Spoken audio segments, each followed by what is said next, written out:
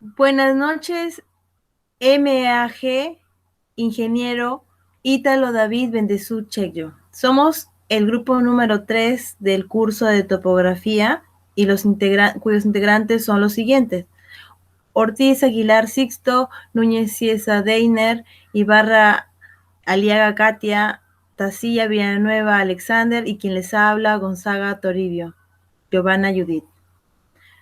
Vamos a desarrollar y explicar acerca del ejercicio Hansen. El problema de Hansen es un problema de intersección inversa mediante el cual podemos hallar las coordenadas de los puntos P1 y P2, realizando desde ellos las lecturas angulares a dos puntos inaccesibles de coordenadas conocidas del punto A y B.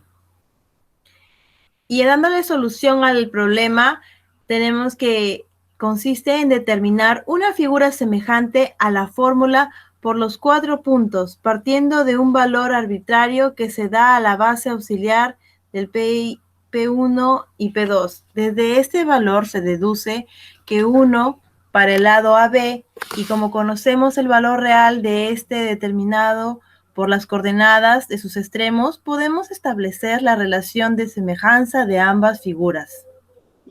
Una vez conocida la relación de semejanza, determinaremos los verdaderos valores de AP y BP, y por radiación desde A y B se determinarán las coordenadas de P. A continuación le doy pase a mi siguiente compañero.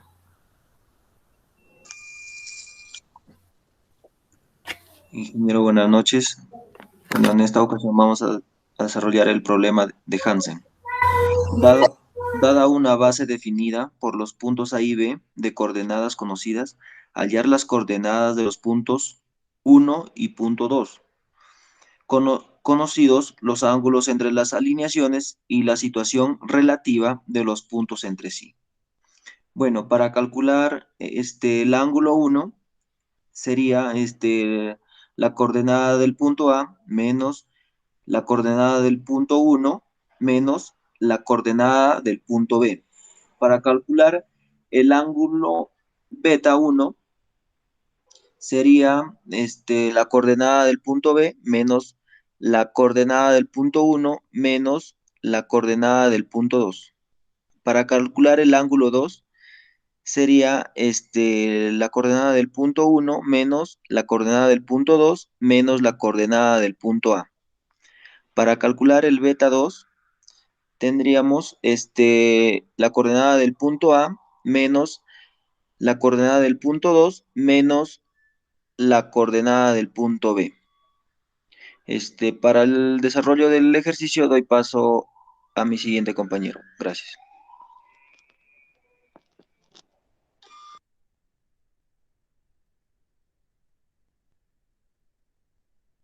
Programa CAD.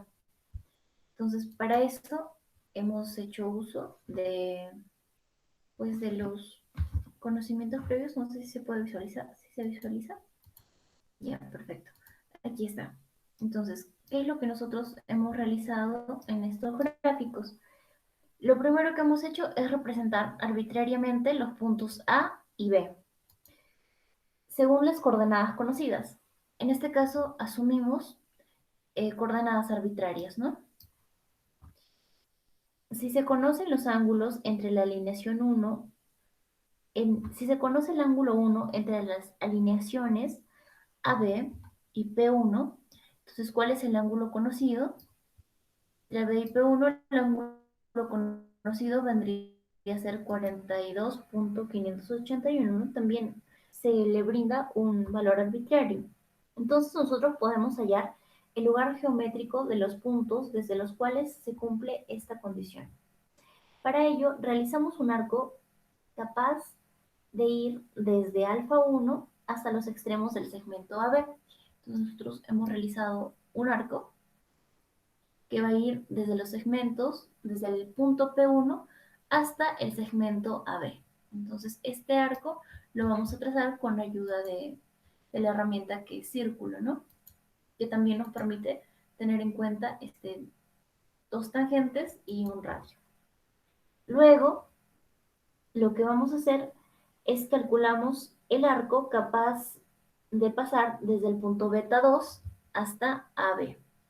Desde el punto P2, disculpen, hasta el radio AB. Si, como se puede apreciar en la figura, el radio de la circunferencia vendría a ser el más pequeño, ¿no? Este de aquí vendría a ser el radio de la circunferencia. Luego, el punto P1 debe estar situado en un arco capaz dentro del centro 1, solo desde alguno de sus puntos.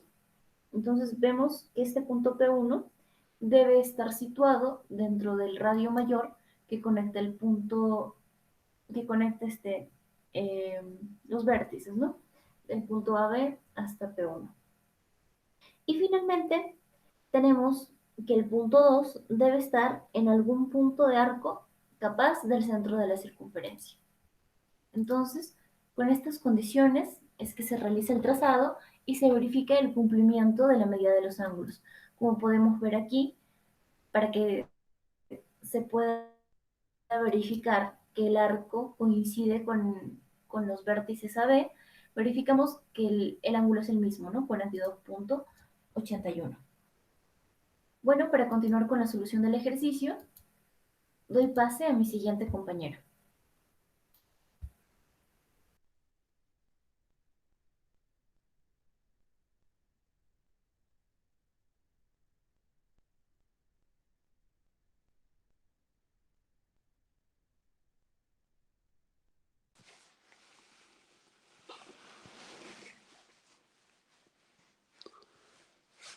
Compañeros, buenas noches. Continuando con la exposición, me toca explicar la parte que dice, aplicamos la relación de ángulo doble existente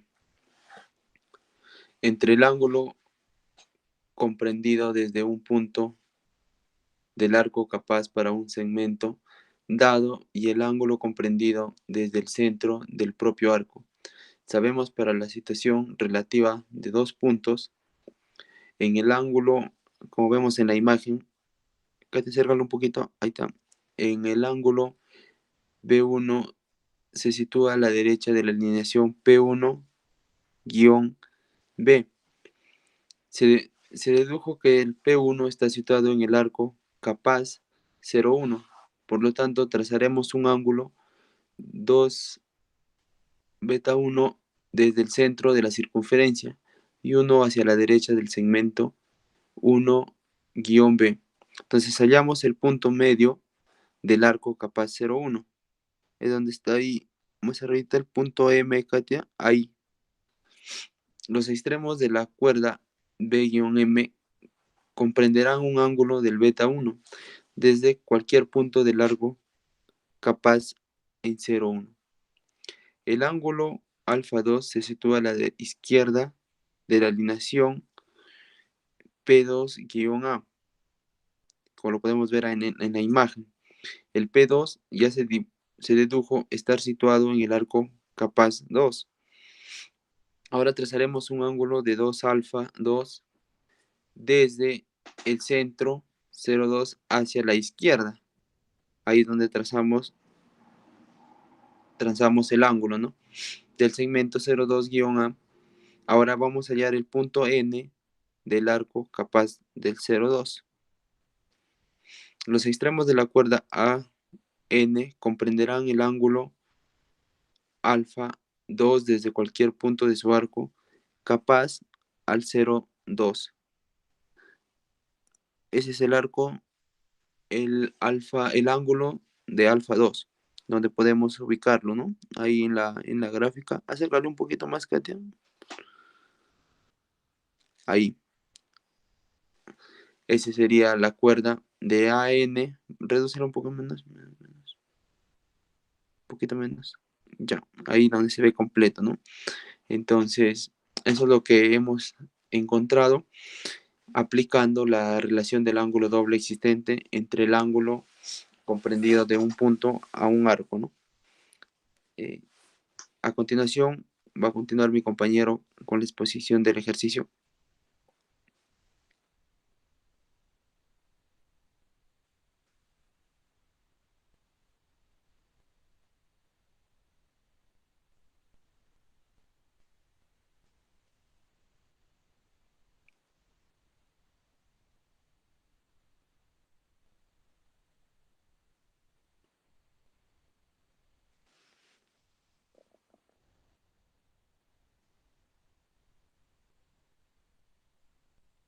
Compañero Sixto, justo esa es tu diapositiva.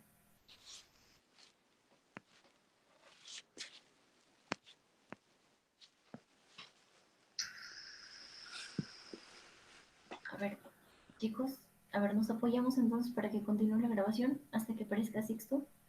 Ya, le van llamando y yo continúo con la lectura. Bueno, ya llegados a este punto, lo que vamos a hacer es continuar con el análisis del gráfico, ¿no? Y estamos en la parte casi intermedia de la resolución del ejercicio. Entonces, lo que nosotros ya hemos obtenido es que desde cualquier punto del arco capaz 1 se abarca un ángulo alfa sub 1, ¿no? Este es el arco, el ángulo que nosotros hemos podido comprobar. Existe una cuerda, que es un segmento de recta, que se representa por AB, y también hemos encontrado un ángulo B1, ¿no? Entre los extremos de la cuerda BM. Entonces, esta cuerda también se va a representar mediante el siguiente gráfico, ¿no? Una conexión que existe en el segmento, entre el segmento AB y el segmento NM. B1 es a su vez el ángulo comprendido entre las alineaciones P1B y P1 y P2. Entonces recuerdan que nosotros teníamos acá dos puntos auxiliares que en primera instancia se convirtieron en el punto P1 y P2 y ahora han dado lugar al segmento de cuerda, que es el segmento de cuerda MN. Entonces, podemos deducir que desde cualquier punto del arco capaz 2 se abarca un ángulo beta sub 2, ¿no? Que se puede comprobar en la gráfica. Ya. Entonces, entre los extremos de la cuerda AB y el ángulo 2 de los extremos, entre los extremos de la cuerda N existe cierto paralelismo. El ángulo 2 es el ángulo comprendido entre las alineaciones de P2A, del punto P2 hasta el punto P2 y A. Entonces, este es el ángulo, ¿no? Y el punto P2B. El punto P2 y P1. Que en este caso vendría a ser 73.08. Entonces, la dirección del punto P1 y P2 llegan a coincidir ¿con cuál? Con la dirección del punto N y M. Por lo tanto, este punto coincidente nos lleva a la conclusión de que los puntos M y N nos definen la recta, que en su intersección con la circunferencia 0,1, es decir, la más grande, y también con la siguiente circunferencia, que sería la circunferencia 2, determinan el paralelismo de los puntos, quedando los puntos definidos como una solución única. Es decir, se comprueba la distancia AB por medio de estos dos puntos auxiliares que en primera instancia se comportan como puntos de observación, pero luego pasan a transformarse en un segmento de recta. Para continuar con la exposición, damos pase al siguiente compañero, que en este caso serían las conclusiones finales. Bueno, a modo de cierre de este ejemplo, vamos a dar pase a nuestro compañero Sixto. ¿Se encuentra? ¿Sí?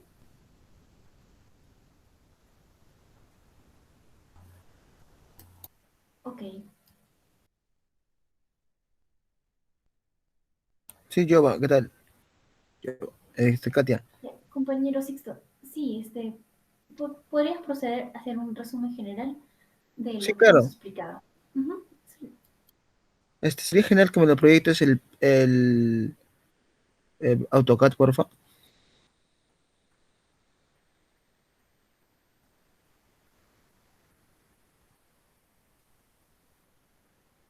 No, desde la parte inicial, desde donde nos dan los puntos para poder iniciar a ver las proyecciones con sus ángulos y todo. Por ejemplo, ahí tenemos una proyección, digamos, desde la parte inicial podría ser, Katia, por favor.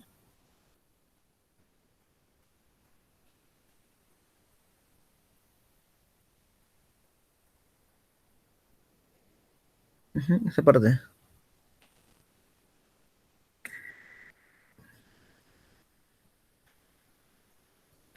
Ahí como vemos, un resumen general que se va a hacer en este punto será que como nos presentan un ejercicio que debemos que resolverlo y nos dan como dato el punto uno y el punto 2 que lo conocemos como la A y la B, las cuales vamos a empezar a hacer, digamos, el cálculo procedente con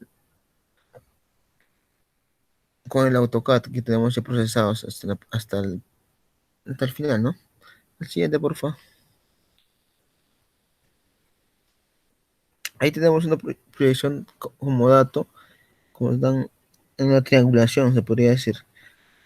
¿Por qué se llama triangulación? Porque tiene una forma triangular que nos dan unos datos ya solucionados, se podría decir. En un punto tenemos un dato de 42.581 alfa y en la beta tenemos 42, no, 48.82 en el punto A. En el punto B tenemos 45.802. Todos esos y están con un ángulo de 90 grados centro. En la parte derecha igual, tenemos similar el proceso, pero con tres puntos de tres formas de poder hacer la ejecución de, este, de lectura, de la lectura. Entonces, tenían tres formas, ya no solo dos, ahí tenían tres, pero ahí ya variarían los ángulos. Y los ángulos varían porque están tomando unos datos, no, no, otra forma de vista, que vendrían entre la tercera.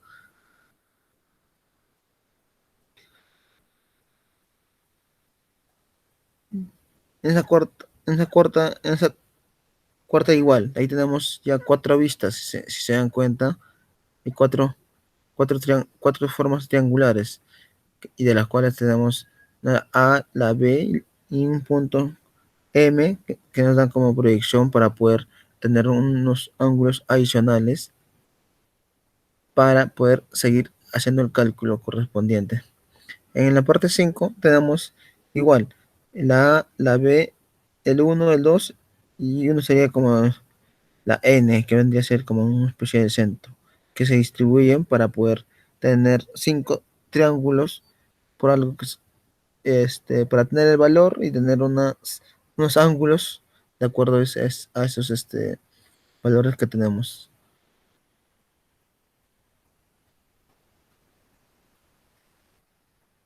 Ya, ahí tenemos, por ejemplo, la proyección de los puntos que se han proyectado en la anterior. Ahí ya tenemos ya definidos cuál es el punto A, cuál es el punto B, cuál es el punto N y el punto M. ¿De dónde salen todos ellos? En el proceso del desarrollo hemos visto todos esos puntos, pero al final tenemos la acumulación más claro en ángulos del punto A de 42.581, el punto B 48.802 y el de 90 grados que viene el punto 02, el centro, viene a ser el 147.415 grados, porque está en el centro y no es la parte. Y el punto 1 viene a ser 75.874 grados. La MN son el centro de los ejes, como si fueran el centro del eje circular. Y el N sería como la tercera parte.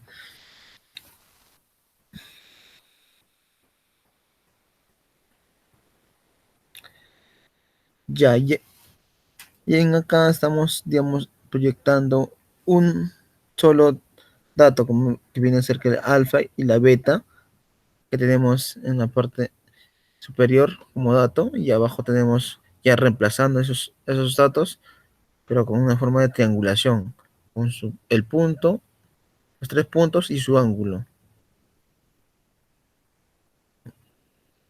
En la segunda figura, por favor. Ya esa parte vendría a ser como un... Esa es la final, por ejemplo.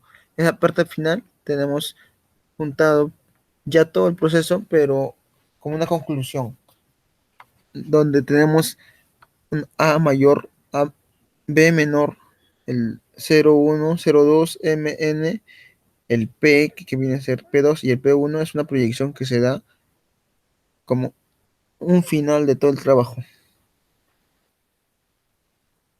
Y ahí está poniendo los valores ya finales, porque ya resaltan con un número, una letra mayor, ahí teniendo el P1, el P2, el N, el M, el A y la B. Todos ellos nos dan una conclusión del valor del proceso, ¿no? Prácticamente lo sacamos ese valor en el AutoCAD, porque hemos puesto referencialmente cada punto que nos daban como dato, y al final salían los ángulos, en los ángulos en cada triángulo, cada triangulación, porque sí o sí un ejercicio de triangulación se necesita siempre es tener como dato principal y básico los ángulos. Y en conclusión de todo este trabajo que hemos realizado es que el método Hansen es interesante porque nos da a comprender o a entender que todos los datos que se procesan en un sistema de triangulación siempre tienen que tener un valor, un ángulo, y también deben tener una, un inicio y un final. Al procesarlo tenemos un valor real en campo, por ejemplo, con los equipos. Pero solamente lo estamos haciendo un valor pero ficticio que nos dio el valor y tenemos que desarrollarlo nada más. Eso sería con todo, profesor. Muchas gracias.